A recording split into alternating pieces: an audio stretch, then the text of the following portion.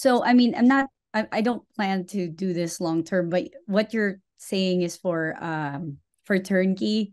Usually when you buy turnkey, then you don't cash out refi. We just have to save again for the Right. next one. Mhm. Because I just want to show him that look, hey, some checks are coming in and this is Right. not like crypto, Right. you know. Yeah. Yeah.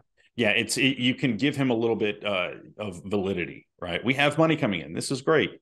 Um, Yeah. So so yeah, but it's not gonna work like BRRRR where because you're able to get money out of the property, then you can use that for the capital for the next one. exactly. It is It's a lower return for a very specific reason. And you can even bring this at a higher level and think about all the other different investment mechanisms. So think about everywhere on the spectrum from low risk, low reward to high risk, high reward. So over here you've got checking accounts or cash, right? 0% interest. Checking accounts, 0.0001% interest. Savings accounts, Chase 0.0 or yeah. 0.1% in a year. That, in fact, all the institutional banks right now are taking a lot of heat for their returns being so low on the savings accounts, and they should.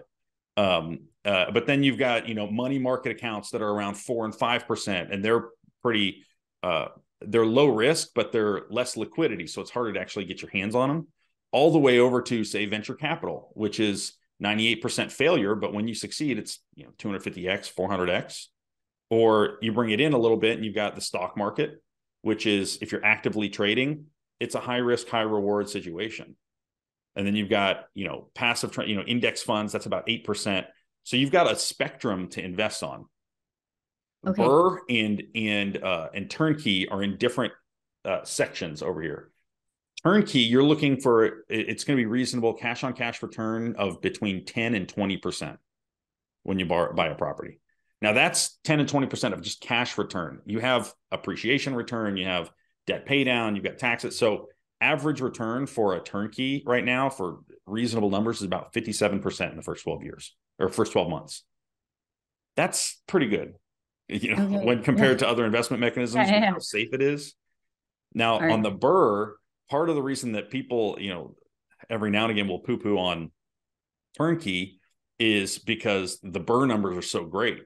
You end up refinancing out. You don't have any money in the deal, but it moves slower and requires a little bit more complexity, right? You've got to manage the process, all that. So, yes, it's great, but is it right for everybody? Like, if you're starting with some money, buying a couple turnkeys, I think makes a lot of sense because it gives you some momentum. And just right now, with inflation where it is and where it's going to stay for a little while, home prices are only going to go up. And rent prices have never dropped year over year in the history of the United States since they started measuring it in 1940.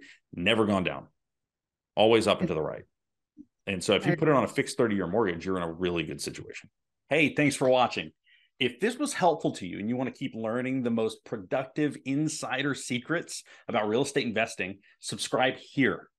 If you're ready to start building your cash flowing portfolio and do what I did, build a multi-million-dollar portfolio in 18 months so that you can quit the rat race 9 to 5 in less than 3 years, and you want someone to walk you through the entire process step by step so that you can move faster with less risk, be protected from risk, then click here to learn how I work with people. And I will show you how I help people get their first cash flowing rental in 90 days.